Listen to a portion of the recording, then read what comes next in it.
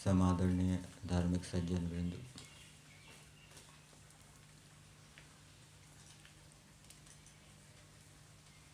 ईश्वर का मुख्य प्रधान निज नाम ओम बताया गया है और महर्षि दयानंद जी ने वेद भाष्य में एक जगह लिखा है कि जैसे पिता और पुत्र का प्रेम संबंध होता है, वैसे ही ईश्वर का ओम के साथ संबंध है। इसको इस रूप में समझना चाहिए कि जैसे बालक अपनी जननी को या जनक को माँ या पिता के रूप में कहे तो उनको अच्छा लगता है, और उनका जो दूसरा नाम है सुरेश आदि से पुकारें तो उनको अच्छा नहीं लगता। इसी प्रकार से जीवात्मा भी जब परमेश्वर को उसके निज नाम ओम से पुकारते हैं तो परमेश्वर को वो प्रिय होता है, परमेश्वर को वो अच्छा लगता है। ओम का अर्थ सर्वरक्षक किया जाता है और परमेश्वर अनेक प्रकार से हमारी रक्षाएं करता है, हमारे कर्मों का हिसाब रखता है, कर्मों का ठीक ठीक फल देता है, भय लज्जा शंका आदि के माध्यम से भी परमेश्वर हमारी रक्षा करता है, बुरे कार्यों से हटाता है, आनंद उत्साह आदि के माध्यम से अच्छे कार्यों में प्रेरित करता है, और क्षतिपूर्ति के माध्यम से भी कोई अन्यायपूर्वक हमारी हानि कर दे, क्षति कर दे तो उसकी पूर्ति करके भी हमारी रक्षा करता है।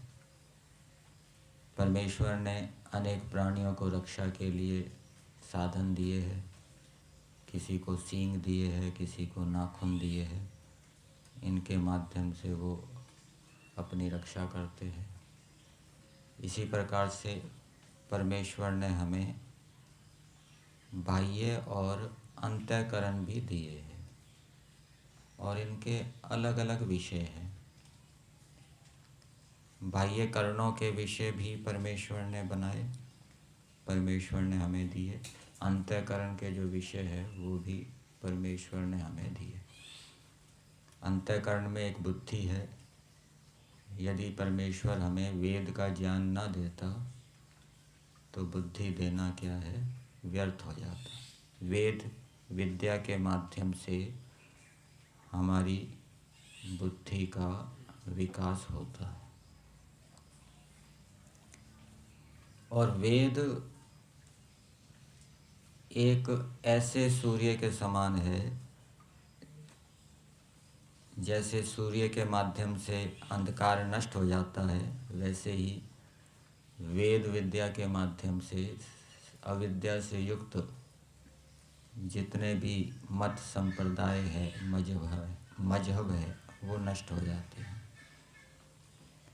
जैसे सूर्य हमें आनंदित करता है, वैसे ही वेद विद्या भी हमें आनंदित करती है। इसलिए समाज के अंदर विद्यमान अविद्या आदि को दूर करने के लिए वेद विद्या का प्रचार प्रसार करना चाहिए। और मनुस्मृति के अंदर भी कहा गया है, सर्वेषामेव दानानां ब्रह्मदानम विशिष्यते। जितने भी दान हैं उन सभी दानों में जो वेद विद्या का दान है वो सर्वश्रेष्ठ है। महर्षि दयानंद जी ने वेद विद्या को प्राप्त करने के लिए बहुत तपस्या की। योग विद्याओं को सीखने के लिए भी बहुत तपस्या की। अनेक योगियों के पास गए, बहुत भ्रमण किया, कष्टों को सहन किया, ऐसे ही वेद विद्या को प्राप्त करने के लिए महर्षि दयानंद जी मथुरा गए विरजानंद जी के पास। तो उनके विषय में बताते हैं कि प्रारंभ में भोजन की व्यवस्था नहीं हुई तो दुर्गा प्रसाद खत्री ने उनके लिए भुने हुए चनों की व्यवस्था कर दी। 3 साल के लगभग लगने थे उनको वहाँ व्याकरण आदि शास्त्रों को पढ़ने में। तो कुछ दिनों तक महर्षि दयानंद जी भुने हुए चनों पर रहे। फिर गुजराती औदिच्य ब्राह्मण बाबा जोशी अमरलाल थे, उनकी हवेली में प्रतिदिन अनेक पंडित भोजन करते थे। तो उन्होंने महर्षि दयानंद जी की भोजन की व्यवस्था कर दी, उनको निश्चिंत कर दिया भोजन की ओर से। फिर हरदेव पत्थर वाले ने दूध के लिए 2 रुपये मासिक की व्यवस्था कर दी। तो दूध लाते होंगे तो गर्म भी करते होंगे, चूल्हा आदि का प्रयोग करते होंगे, चूल्हे पे गर्म करते होंगे। रात्रि में पड़ें इसके लिए सर्राफ ने तेल की व्यवस्था कर दी, तेल के लिए 4 आने मासिक तेल की व्यवस्था की। तो महर्षि दयानंद जी विश्राम घाट के ऊपरी भाग में कृष्ण मंदिर के पहली मंजिल में, जहाँ पर प्रवेश करते हैं, प्रवेश के दाईं ओर एक कोठरी थी, वहाँ रहते थे मथुरा में। और वो कोठरी ऐसी बताई जाती है कि उसमें पैर पसारना भी कठिन हो। तो इतने कष्टों को सहन करते हुए महर्षि दयानंद जी ने ये विद्या प्राप्त की। और विद्या के दौरान भी महर्षि दयानंद जी गुरुवर विरजानंद जी के लिए प्रतिदिन यमुना से घड़े लाते थे पानी भर के। कितने घड़े भर के लाते थे? 15 से 20, और दिन में कई बार जाना पड़ता था। और गुरुवर विरजानंद जी के नियम भी बड़े पक्के थे, कठोर नियम वाले थे। तो इन कष्टों को सहन करके महर्षि दयानंद जी ने वेद विद्या को प्राप्त किया। और ये जो यजुर्वेद भाष्य है, वेद भाष्य है, ये महर्षि दयानंद जी की तपस्या का फल है। वेद में एक जगह लिखा है कि जो मनुष्य भक्ति पूर्वक ईश्वर को पुकारता है तो परमेश्वर उसको भव सागर से पार कर देता है। जैसे नौका होती है, नौका से हम समुद्र नदी आदि को पार कर लेते हैं, वैसे ही परमेश्वर भी इस संसार रूपी सागर से अथवा संसार के क्लेशों से, दुखों से किसको पार कर देता है? जो भक्ति पूर्वक परमेश्वर को पुकारता है। और परमेश्वर की भक्ति करना मतलब है परमेश्वर की आज्ञा का पालन करना। तो परमेश्वर की जो आज्ञा का पालन करते हुए परमेश्वर को पुकारता है तो परमेश्वर उसको ऐसा ज्ञान विज्ञान देता है जिससे कि वो संसार के दुखों कलेशों से पीड़ित नहीं होता, उनसे प्रभावित नहीं होता, और वो सुखपूर्वक संसार में रहते हुए संसार से पार होकर मोक्ष को प्राप्त करता है। फिर एक अन्यत्र वेद में कहा गया है कि जो ईश्वर के उपासक हैं वो परमेश्वर को अपनी ओर प्रेरित करते हैं, अपनी ओर आकृष्ट करते हैं। अर्थात जब हम ईश्वर की आज्ञा का पालन करते हैं तो ईश्वर हमारी ओर आकृष्ट हो जाता है, हमारी ओर प्रेरित हो जाता है, हम उसको ईश्वर को अपने वश में कर लेते हैं। वहाँ पर उदाहरण दिया गया है कि जैसे रस्सी से बांधकर किसी को अपने वश में कर लिया जाता है, ऐसे ही परमेश्वर भी अपनी आज्ञा का पालन करने वालों को, वेद के अनुकूल चलने वालों को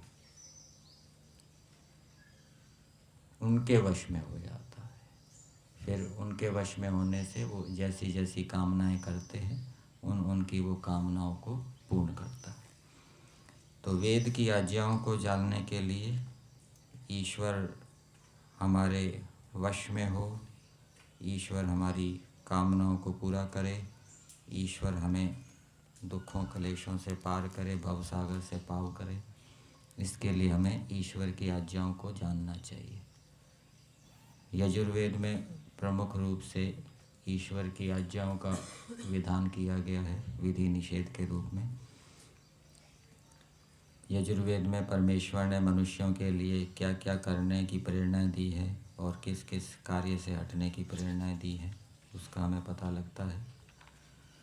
यजुर्वेद का हम 33वें अध्याय का स्वाध्याय कर रहे हैं।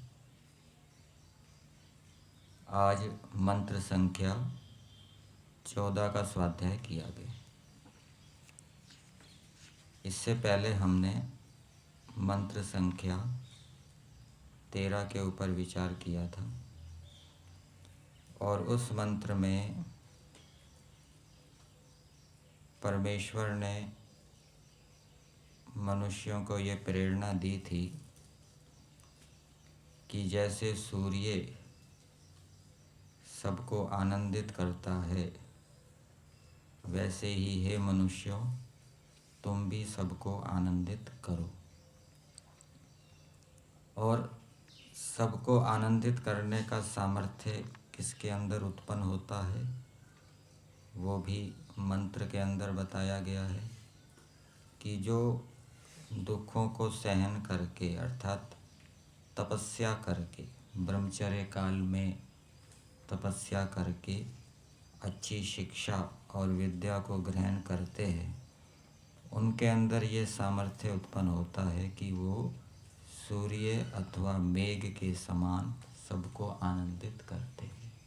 तो जैसे परमेश्वर संसार बनाकर वेद विद्या देकर सभी जीवों को आनंदित करता है वैसे ही परमेश्वर ने वेद के माध्यम से मनुष्यों को भी प्रेरणा दी है कि तुम भी मेरे समान अच्छे अच्छे गुणकर्ण स्वभावों को धारण करके विद्या आदि को प्राप्त करके सारे संसार को आनंदित करो। ये ईश्वर का संदेश है। जो इस संदेश के अनुकूल चलता है ईश्वर की आज्ञा का पालन करता है वो भवसागर से पार होगा। जिसके अंदर जितना अधिक सामर्थ्य होगा वो उतना अधिक संसार को आनंदित करेगा और उतना जल्दी वो भवसागर से क्लेशों से दुखों से छूट सकेगा। और ऐसे जो संसार को आनंदित करने वाले मनुष्य होते हैं उनको उत्तम पुरुष कहा गया है। ये मंत्र संख्या 13 का विषय था। आज जिस मंत्र का स्वाध्याय किया गया मंत्र है त्वे अग्ने स्वाहुता प्रियासः सन्तु सूरयः यंतारो ये मघवानो जनानाम ऊर्वान दयंत गोनाम। इस मंत्र का देवता है अनेक देवता है विद्वांसो देवता, विद्वान इस मंत्र के देवता है। और इस मंत्र की भूमिका में महर्षि दयानंद जी ने लिखा है विद्वानों के तुल्य अन्य जनों को वर्तना चाहिए। अर्थात जैसे विद्वान लोग तपस्या करके शास्त्रों को पढ़कर वर्तते हैं व्यवहार करते हैं वैसे ही अन्य मनुष्यों को भी व्यवहार करना चाहिए। जैसे महर्षि दयानंद जी ने क्या किया पाखंड खंडन किया, शास्त्रार्थ किए, अनेक पुस्तकें लिखी, अनेक प्रकार के सुधार किए, ये सब कार्य किए। ऐसे ही सामान्य मनुष्यों को भी अपनी अपनी योग्यता के अनुसार सामर्थ्य के अनुसार ऐसे ऐसे कार्य करने चाहिए। मंत्र के भावार्थ के माध्यम से हम मंत्र के तात्पर्य को जानेंगे। भावार्थ में दिया है कि हे मनुष्यों जैसे विद्वान लोग अग्नि आदि पदार्थों की विद्या को ग्रहण कर विद्वानों के प्यारे हों। तो जो विद्यार्थी विद्वानों से विद्या को प्राप्त करके विद्वानों का प्रिय हो जाता है, अर्थात अच्छी विद्या से युक्त होता है, वो ईश्वर का भी प्रिय होगा, क्योंकि ईश्वर की ऐसी आज्ञा है कि वो विद्वानों का प्रिय बने। और जो विद्वानों के निकट तो रह रहा है लेकिन मेहनत नहीं कर रहा, पुरुषार्थ नहीं कर रहा विद्या की प्राप्ति में, वो विद्वानों का प्रिय भी नहीं होगा और ईश्वर का प्रिय भी नहीं होगा। स्कूल कॉलेजों में भी देख सकते हैं, गुरुकुलों में भी देख सकते हैं कि जो विद्यार्थी अच्छी मेहनत करते हैं, पहले दूसरे रैंक में आते हैं, तो वो अध्यापकों के भी प्रिय होते हैं और वो ईश्वर के भी प्रिय होंगे, क्योंकि उन्होंने वो विद्वानों के प्रिय बने हैं। ऐसा वेद की आज्ञा है, ईश्वर की आज्ञा है। फिर आगे दिया, जैसे विद्वान लोग, यहाँ पर भी जोड़ेंगे, जैसे विद्वान लोग दुष्टों को मार और गौ आदि की रक्षा कर मनुष्यों के प्यारे होते हैं, वैसे तुम भी करो। तो विद्वान लोग दुष्टों को मारते हैं। कौन विद्वान? जो क्षत्रिय है, राजा है, उसका काम है दुष्टों को मारना, जो चोर डाकू हैं उनको मारना, नष्ट करना। और वो इस प्रकार से राजा ऐसे कार्य करके प्रजा का प्रिय होता है, वैसे ही दूसरे मनुष्यों को भी करना चाहिए। अर्थात जिस मनुष्य के अंदर क्षत्रिय बनने की योग्यता है, वो क्षत्रिय बनकर दुष्टों को मारे और गौ आदि प्राणियों की रक्षा करके वो प्रजाओं का प्रिय बने। तो जो राजा प्रजा का अच्छी प्रकार से पालन करके, अर्थात गौ आदि की रक्षा करके, चोर डाकुओं को मार के और प्रजा के लिए अच्छी सुशिक्षा, स्वास्थ्य आदि की व्यवस्था करता है, वो प्रजा का प्रिय होता है। और ऐसा राजा ईश्वर का भी प्रिय होता है, क्योंकि वो वेद की आज्ञा के अनुकूल चलता है और ऐसे राजा के वश में ईश्वर होता है। ऐसे राजा को ईश्वर क्या है, भवसागर से पार कराएगा, उसको ज्ञान विज्ञान देगा, विद्या देगा। अब मंत्र के शब्दों को हम पदार्थ के माध्यम से देखते हैं। पदार्थ में दिया है, हे स्वाहुता, सु आहुता। हु धातु है, हु धातु दाना, दानयो, देने और लेने अर्थ में होती है। यहाँ पर आदान अर्थ लिया गया है। सु आहुता, अच्छी प्रकार से ग्रहण किए गए, सुंदर प्रकार से विद्या को ग्रहण किए हुए विद्वान। अर्थात ऐसे विद्वान को संबोधित किया गया है जिसने विद्यार्थी काल में गुरु के अधीन रहते हुए, तपस्या पूर्वक अनुशासन में रहते हुए पूरे पुरुषार्थ से अच्छी विद्या ग्रहण की है, ऐसे विद्वान को संबोधित किया जा रहा है। तो विद्वान को ऐसा होना चाहिए। ये भी एक प्रकार से प्रेरणा दी जा रही है कि जो विद्वान बने वो विद्यार्थी काल में अच्छी प्रकार से पुरुषार्थ करे और पुरुषार्थ करके वो विद्या से युक्त हो। ये वेद की आज्ञा है, उसको संबोधित किया जा रहा है। ये जो जनानाम, मनुष्यों के बीच, वीर पुरुष, यंतारः, जितेंद्रिय, मगवानः, बहुत धन से युक्त जन, पृथ्वी गोनाम, पृथ्वी व गौ आदि के उर्वान हिंसकों को मारते हैं, वे विद्वान लोग आपके प्यारे हों। तो एक विद्वान को संबोधित कर रहे हैं कुछ मनुष्य, और संबोधित करके कह रहे हैं कि हे विद्वान, जो मनुष्य जितेंद्रिय हैं। यंतारा मतलब जितेंद्रिय हैं। जितेंद्रिय किसको कहते हैं? जो अच्छा सुनने पर प्रसन्न ना हो, निंदा आदि से दुखी ना हो, अच्छा भोजन करने से प्रसन्न ना हो, और यदि कभी खराब भोजन खाने को मिल जाए तो उससे दुखी ना हो, जो सम स्थिति में रहे। जितेंद्रिय का उदाहरण यंत्र के समान दिया जाता है। जैसे हम किसी फैक्ट्री के अंदर जाएं तो मशीनें चल रही होती है, तो हम जब जाते हैं तो मशीनें अपना काम करती रहती है, हमसे प्रभावित नहीं होती। लेकिन जो दूसरे कार्यकर्ता होते हैं उनमें से कुछ आपको ऐसे मिलेंगे, उनका ध्यान हमारी ओर हो जाएगा आकर्षित, ये कौन आ गए, कहाँ से आ गए। लेकिन कुछ कार्यकर्ता ऐसे मिलेंगे जो अपने काम में लगे रहते हैं, वो बाहर के क्रियाकलापों से प्रभावित नहीं होते, बाहर क्या हो रहा है। तो इसी प्रकार से जितेंद्रिय व्यक्ति क्या है? यंत्र के समान होता है। वो अपने कार्य में लगा रहता है, बाहर के क्रियाकलापों से प्रभावित नहीं होता।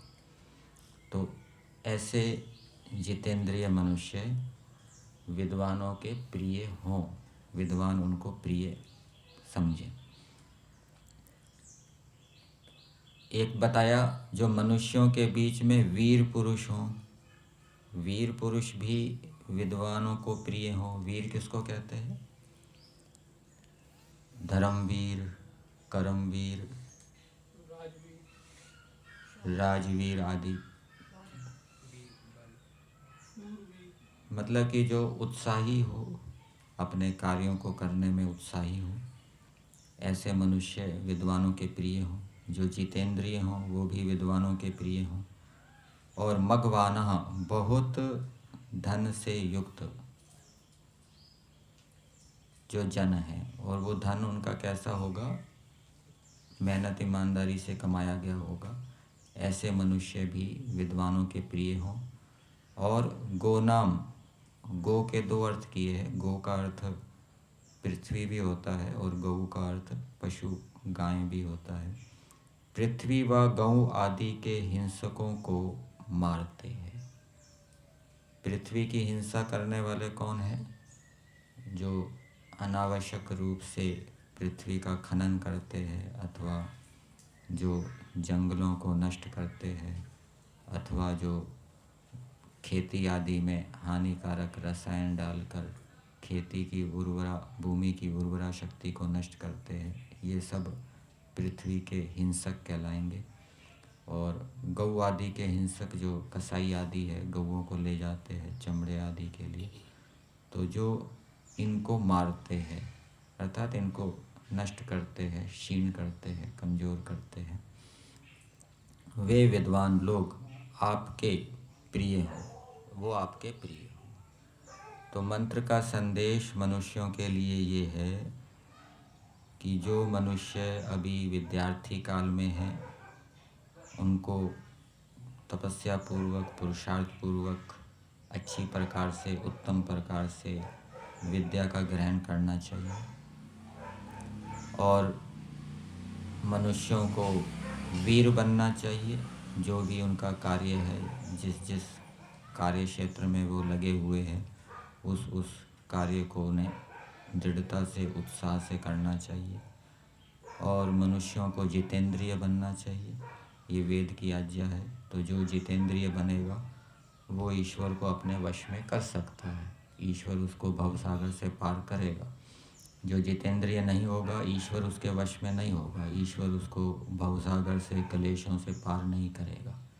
इसी प्रकार से जो अपने कार्य को दृढ़ता से, उत्साह से करेगा, ईश्वर उसके वश में होगा, ईश्वर उसके बंधनों को ढीला करेगा। और जो अपने कार्य को दृढ़ता से, उत्साह से नहीं करेगा, ईश्वर उसके वश में नहीं होगा। इसी प्रकार से बहुत धन से युक्त भी होना चाहिए। मनुष्यों को यथाशक्ति अधिक से अधिक धन प्राप्त करना चाहिए। और धन प्राप्त करके क्या करना चाहिए? उसका दान भी देना चाहिए। 3 प्रकार की गति बताई गई है, दान, भोग और नाश। दान नहीं दिया जाएगा, भोग भी नहीं किया गया, तो वो नाश हो जाएगा। तो उसका दान योग्य पात्रों को देना चाहिए। और मेहनत ईमानदारी से धन को कमाना चाहिए। तो ये भी ईश्वर की आज्ञा है। तो जो इस प्रकार से ईश्वर की आज्ञा के अनुकूल चलेगा तो ईश्वर उसको भवसागर से पार करेगा, क्लेशों से पार करेगा, उसके वश में होगा। इसी प्रकार से जो गौ आदि प्राणियों की रक्षा करते हैं, हिंसकों से बचाते हैं, गो हत्यारों से बचाते हैं, गौ सेवा आयोग बना हुआ है ना सरकार के अंदर, उसके अंदर जो लगे हुए व्यक्ति है, जो और भी दूसरे प्राणियों की रक्षा के लिए भी विभाग बने होंगे, तो उन विभागों के अंदर जो कार्य कर रहे हैं, अपने कार्य को मेहनत ईमानदारी से कर रहे हैं, तो वो भी एक प्रकार से ईश्वर की आज्ञा का पालन कर रहे हैं कि वेद में ये ईश्वर की आज्ञा है। तो ऐसे मनुष्य क्या है, ईश्वर के भी प्रिय होते हैं और दूसरे सामान्य मनुष्यों के भी वो प्रिय होते हैं। सामान्य जो सज्जन मनुष्य हैं उनके भी वो प्रिय होते हैं।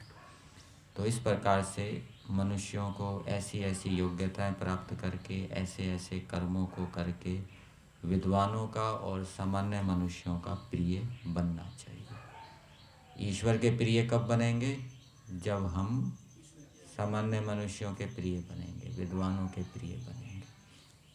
उनको जिस जिस चीज़ की आवश्यकता है उस चीज़ की आवश्यकता की पूर्ति करेंगे तो हम सामान्य मनुष्यों के प्रिय बनेंगे। जैसे बहुत से समाज सेवी संस्थाएं होती है, वो लोगों के लिए अस्पताल आदि खोलती है, तो उससे उनका रोग आदि दूर होते हैं। तो वो जो संस्थाएं हैं फिर वो लोगों की प्रिय बन जाती है कि ये अच्छा काम कर रही है। तो इस प्रकार से अच्छे कार्य करके मनुष्यों का प्रिय बनना चाहिए।